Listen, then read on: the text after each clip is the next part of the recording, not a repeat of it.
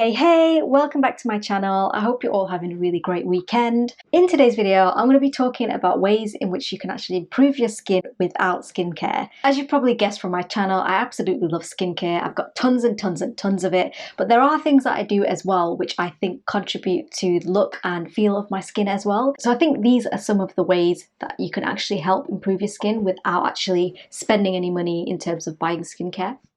So tip number one is quite an obvious one, and that is basically to drink more water.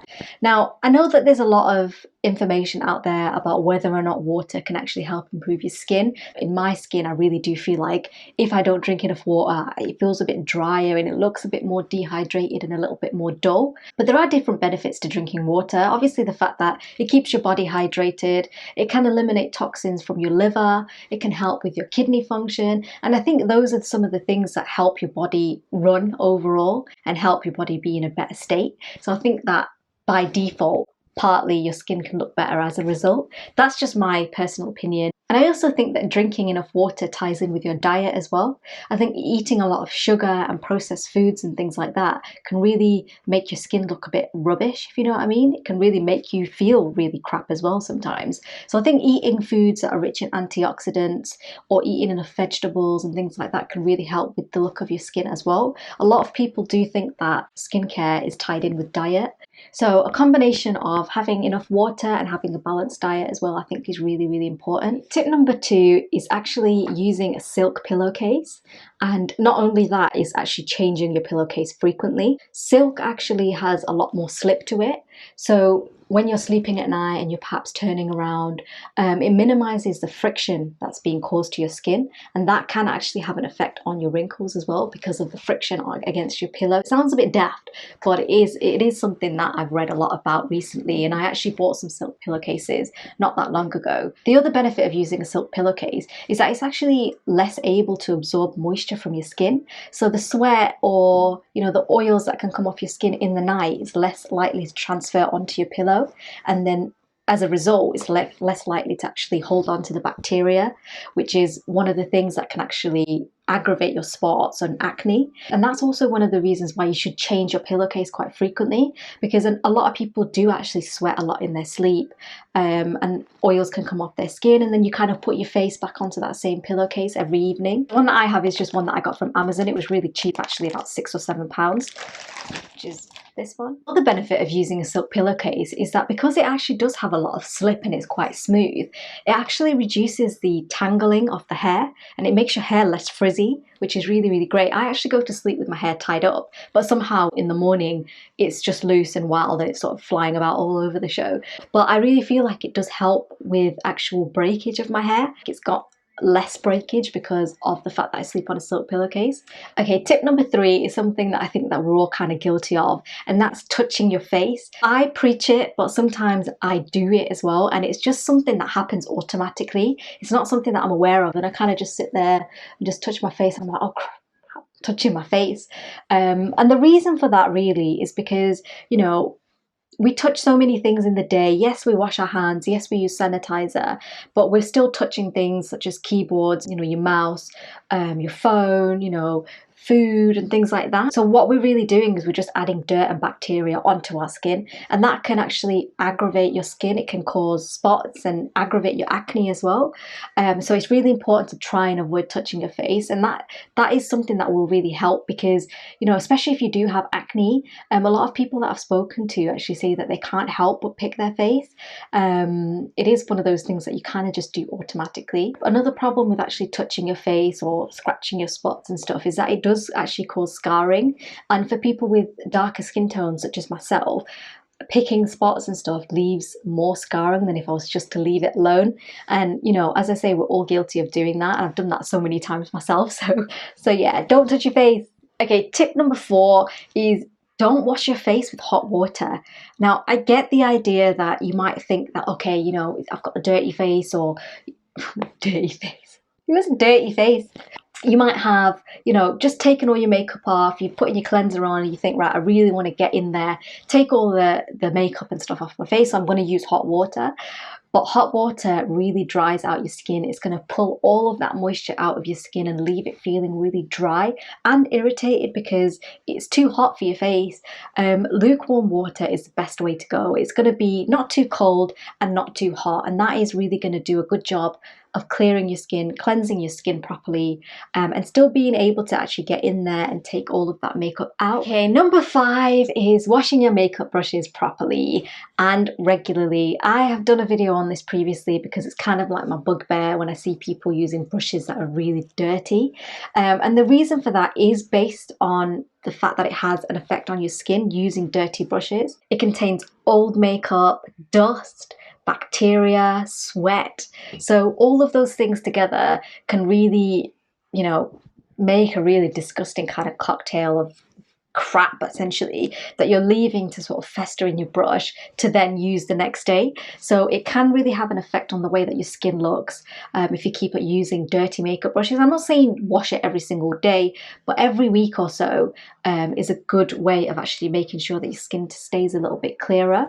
Using dirty makeup brushes can really, clog up your pores and aggravate your acne as well, which is why it's a good idea to try and keep on top of cleaning your brushes. I'll put a link up here somewhere of my video that I did on how to clean your makeup brushes. It's a really, really easy way to do it. You don't have to sort of stand there and wash each brush individually. You kind of just make a solution, you pop them in, 20 minutes later, all of the makeup and dirt has come out and you can literally just rinse them clean. So check that out if you're interested.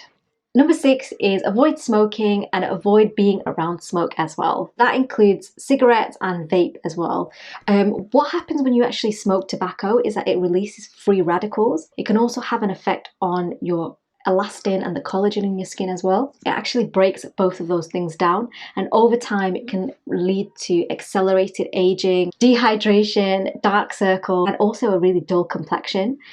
So if you can, I know it's not as easy as it sounds because obviously tobacco is addictive and all the rest of that hoo-ha, but it is a fact that that's what it does. So it's something to be mindful of, even if you can try and cut down. So number 7 is sleep. Now, I think everyone can agree that sleep is really, really important. If you don't get enough sleep, you feel like crap the next day, and if you find it really difficult to do the things that you might find easy on a normal day. But the reason that beauty sleep is so important is that it actually is a time for your body to rejuvenate itself. It's a time for your cells to actually regenerate as well. Not sleeping well can lead to dark circles, under eye bags, and eye puffiness as well. So these are some of the things that can make you look a lot more tired and therefore make your skin not look as fresh and nice. So that is one of the reasons why I think sleep is so important. And I think everyone knows that sleep's important. You don't need me to tell you. So number 8 also, it kind of ties in with number 7 a little bit in terms of sleep, and that really is trying to manage your stress. Stress can have an effect on your sleep, which can therefore have an effect on your skin as well. So when you're stressed, your body actually releases a hormone called cortisol, and what that does is it actually messes about with the moisture levels in your skin. It can actually make your skin more oily, cause more dullness, and give you more redness as well. And it can also exacerbate some conditions such as psoriasis and eczema and rosacea. Being able to manage your stress is really, really important for various different reasons, not only your skin. In fact, your skin is probably lower down on the list in terms of importance when it comes to managing stress. Stress can be really, really horrible to have to deal with, and it makes you feel really bad. It gives you anxiety, you can't sleep. There's so many different things associated with managing your stress. So by no means am I saying that skincare is even at the top of the list, but it is a consideration if your skin is acting out and you just want to know why. Sometimes you can be stressed and not even realize it, but that is something that can have an effect on your skin. So it is something to look out for, just for your overall well-being, I think, more importantly than your skin, but definitely a consideration for your skin as well. So number 9 is exercise, and that also ties in with number 8 and number 7, because when you actually exercise, it releases endorphins into your body, and it can actually help reduce stress, and it actually reduces the level of cortisol in your body as well. So they are kind of interlinked in that sense.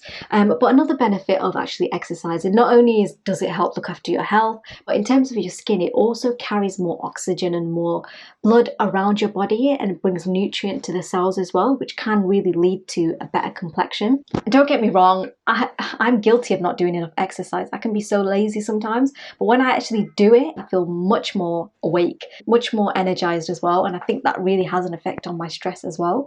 So I think it's one of those things that can really help your body, along with some of the other things that I've mentioned in terms of health, such as drinking water, eating good food, having sleep, you know. So I think those are some of the things that can really help with your skin. So, number 10 is limiting your time in the sun.